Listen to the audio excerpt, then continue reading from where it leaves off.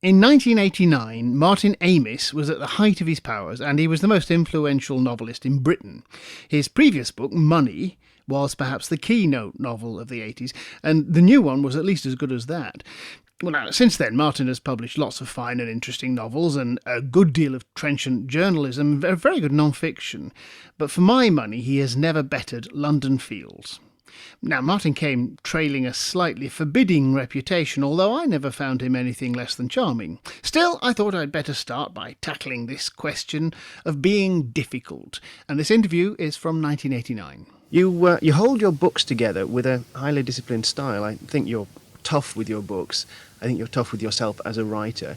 You're terribly hard on your characters and pretty tough with the world. Are you as tough as you write? No. I give the novel everything I have, and when I've finished a novel, there's not much left of me.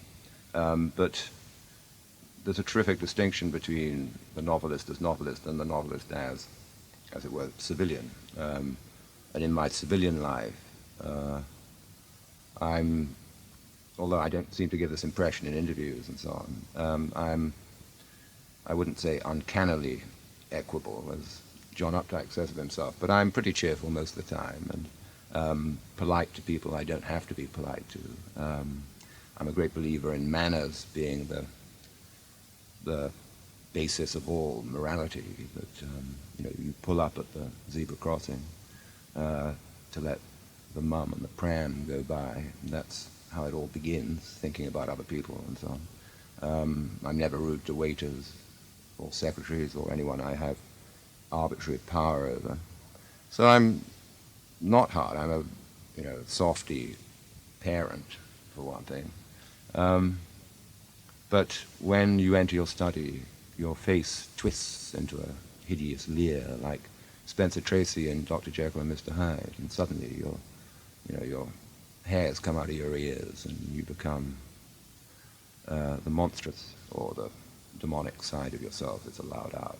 How do you feel about your image then? Because I've never seen a photograph of you smiling. Well, that's partly a function of the fact that I hate being photographed. So I'm standing there boiling with hatred at the photographer. So I look, sneering or whatever I look.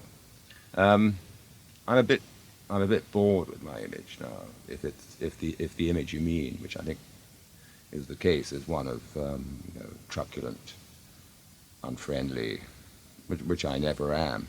And I think, the only way I can happily justify to myself my image is that it's the books that have the effect on the interviewer, and they feel that while they've been with me, they've been subjected to a cruel inspection and go away with some resentment and grudgingness, and that comes out on their typewriters. Although these exchanges are seldom anything but very amiable at the time. At the first sight, this book's about corruption, it seems to me, of values, of the world itself, of language, of individuals, the whole human race. Is corruption the characteristic of the end of the 20th century? Well, let's think corruption. Corruption in the sense of things falling apart, of entropy, of this universal tendency towards disorder, which we are now feeling on a global scale, I think, that we have corrupted the very atmosphere. We are drowning in our own rubbish. We are too many. These sort of apprehensions are all coming to a head. And presiding over that corruption is the corruption, the moral corruption brought about by the presence of nuclear weapons, is my view. I find a lot of resistance to this view. I think people like to think that nuclear weapons are a kind of optional extra that we have as a cheap fix to prevent conventional war, that they don't have any reality for us. I now have nothing but contempt for that view and think that that nuclear weapons are the great issue of our time, and that has to be at the top of any agenda for the future, and that it does have corrupting effects. There is a trickle down, a loss of authority from, as it might be, parent, teacher, leader, because megadeth is out there and in the air. A trickle down even to Keith Talent, one of the characters in your book, who is a spectacularly ignorant man. Nothing comes through to him except through this tabloid newspaper that you describe as down market of the Sun, and through television. And yet even he is corrupted. His language is remarkably corrupted. Whenever he speaks in the cliches of the sports pages on the back of his tabloid. Even he is corrupted then by this. Yes, I mean, it's stretching it a bit to say that Keith is corrupted by it, although I think, I would stand by that. He's a character who has no authentic thoughts, as you say. It's all made up of televisual cliches and tabloid cliches. But loss of authority, anywhere is something that Keith is an example of. Yes, he's completely unrestrained. Yeah, and also one thing that comes with wars and with pre-war and post-war situations is a heightening of obscenity. Having seen piles of corpses, obscenity comes into the language. And Keith is certainly fully exemplifies all that. I want to talk some more about the books. London Fields, it's constructed as a novel within a novel. There's an American writer who is writing the story as it really happens. Now, he doesn't know the ending until he gets there, any more than we do reading it, but Martin Amis does. What then are you telling us about the relationship between the writer and that he writes, about the author's responsibility? Now, well, this is something I'm far from clear on myself, and it doesn't bother me one bit when I write, or even in my civilian guise. But this worry does turn up again and again in my books as subject matter. I think there's no point in tricking the reader or breaking the rules or anything like that unless you can make a point, and unless you can make it comically and enjoyably and adds another dimension to the book. But the novelist's worry about what he's doing extends from quite obvious things like putting real characters in a book, which I don't much do. But you do tie the book very explicitly to our culture. There are references to things that we will all recognise.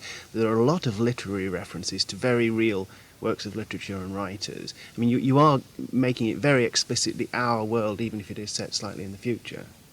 Yeah, it's our world extrapolated.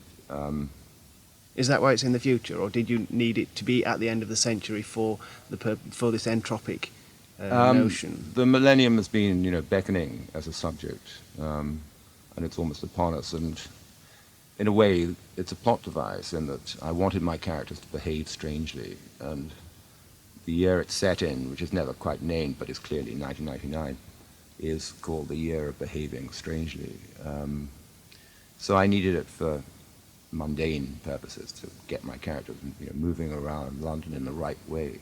But also because it seems the millennium brings in all sorts of dreads about end time, the sense of an ending. And I thought they came together. And your characters do behave strangely. There is this woman, Nicholas Six. How do I pronounce that? How shall we pronounce Six? Yeah. Nicholas Six, who strangely knows what is going to happen to her. She strangely knows that she's going to die at a particular time and that she's going to be murdered. I gather one of the titles you considered was The Murderee. For me, and because of those reasons, she's probably the most uncompromisingly degenerate character in the book. Can she be redeemed? This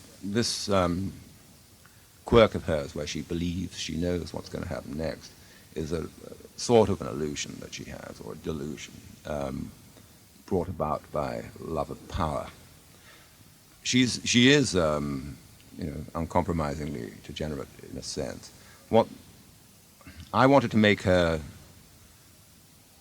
terrifyingly intelligent and ruthless, because she's. I keep wondering why women don't see how simple men are. women are complicated. They have this interplay of thought and emotion that men don't have. Men are dull sods. They go out to work every day. They come home. They worry about money. Women, when women are unhappy, they feel ill. You know, it's all. They're much more holistic, if you like.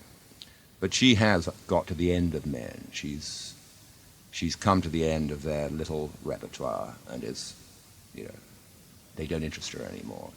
So her death is really going out in a blaze of glory by her lights.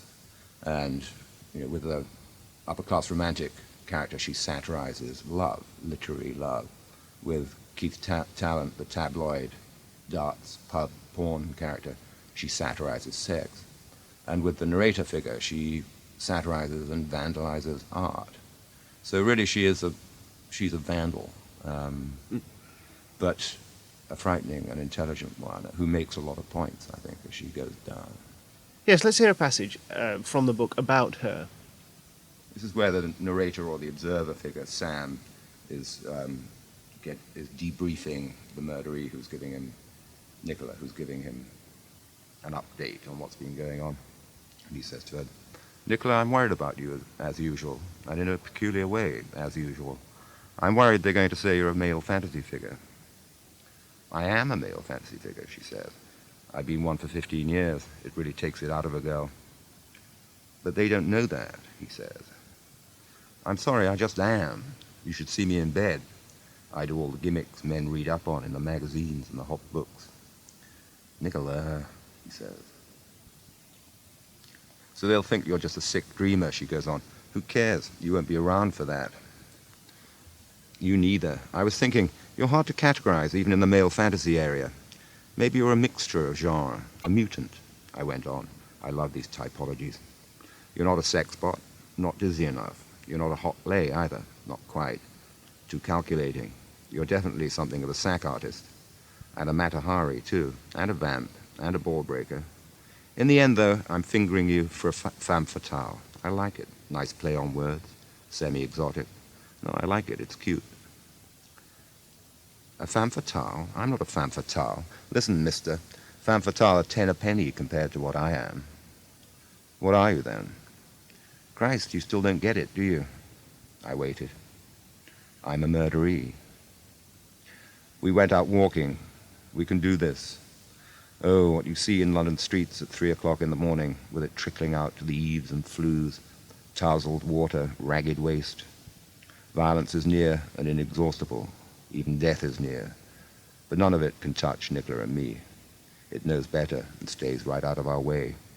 It can't touch us. It knows this. We're the dead. Is it then, in any sense, a love story? It's about love, and it seems to mock love. But I think it is a love story in that, you know, the satire wouldn't take if love were not seen to be very important, to be, in fact, the only thing that, the only weapon that good has. It's also a very funny book. I was made to laugh enormously by Keith and his religion of darts, also by the child that you wish upon the upper-class, weak character Guy. He has a little boy called Marmaduke, who is the most monstrous child in modern literature that I can think of. He's he's all the worst things about having a baby, and he's all of those things all the time. What is Marmaduke about?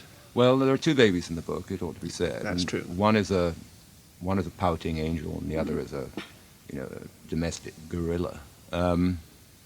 And this really is an annotation of my feeling, and I think perhaps the feeling of every parent is that each child is heaven and hell in one tiny little nappy.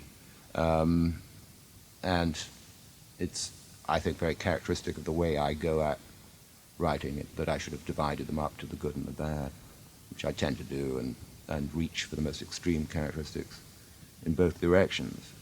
So Kim is a suffering little girl, asked to endure quite a deal of hardship in her first year on the planet. And Marmaduke, who's this pampered little princeling, is a hideous exploration of the male principle, in that he is all violence and viciousness and fouls everything he touches. And of course, children are the future, and these are the two ways ahead. And I do feel that it's time the women had a turn, or that we had a more feminine approach. I don't mean the bloke that rules us now, Margaret Thatcher. I mean a real woman. But I have to admit that once this premise was established in the book, it was just the comedy that provided the momentum. And it does provide a great deal of momentum. It's extremely funny. It worried me, though, that Kim at the end is about the future, and the future is about the children. I wasn't sure whether there was any future after. Well, London Fields. I mean, it's been said that the book is very pessimistic, but in fact, the millennium is survived. And in the closing pages, there's a sort of feeling that even the weather is stabilizing slightly, that the odd cosmic effects or solar effects that had been troubling the planet, the odd tilt of the sun, the full eclipse, this has all been survived, and although not all the characters have made it, the future is there, and the act of murder is very partially redeemed by the fact that it's done, in a sense, for the little girl, in that her future is assured, is made safer. So I think there's I would call it not a happy ending, but a modulated pessimism at the end. Well, it's 5 pages of modulation out of 465 pages of pessimism. I want to know about Keith and his darts. This is the other great comic device in the book. Keith, I said before that it's a religion to him. What are you getting at with that? Well, again, darts turned out to be quite rich in imagery, arrows and Cupid's arrow, and the Earth seen as a dartboard, with various missiles poised to be hurled at it. But really, it just chose itself for its comedy. I wanted Keith to have an aspiration, and I thought it would just be wonderfully comic and appropriate if his aspiration turned out to be the crudest form of human aspiration I've yet come across, which is the hurling of a piece of tungsten at a cork board over a distance of 8 feet, or whatever it is. And I've noticed in my researches, i.e. my hanging around in pubs, that as soon as you get someone talking about his darts, he's plunged into self-pity. There's almost a sort of tearful release of emotion when the word darts is mentioned.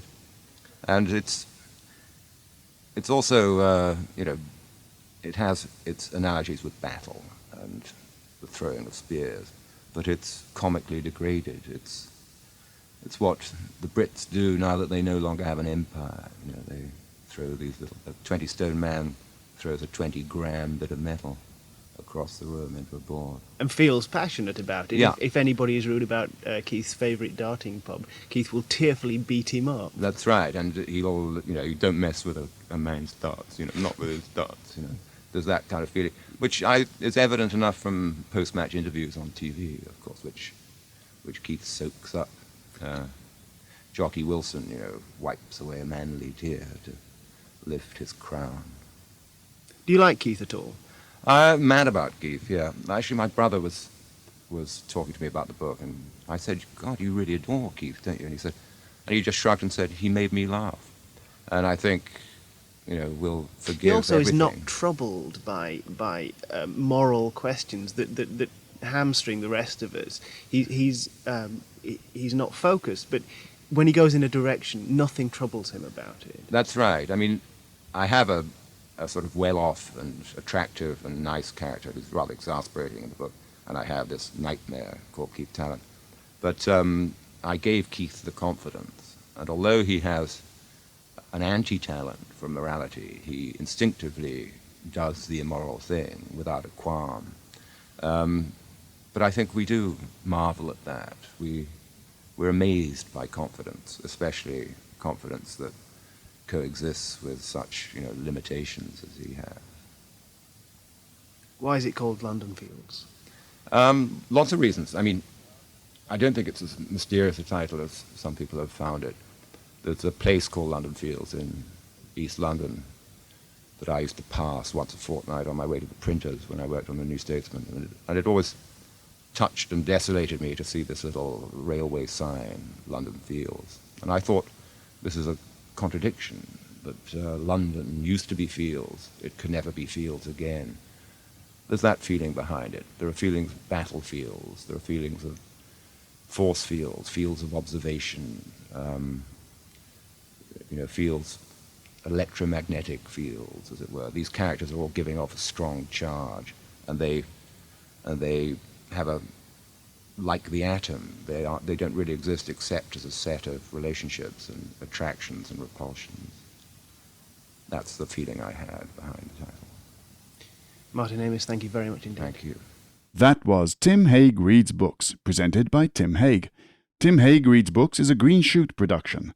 More details can be found at www.green-shoot.com, or Tim can be contacted on tim@green-shoot.com.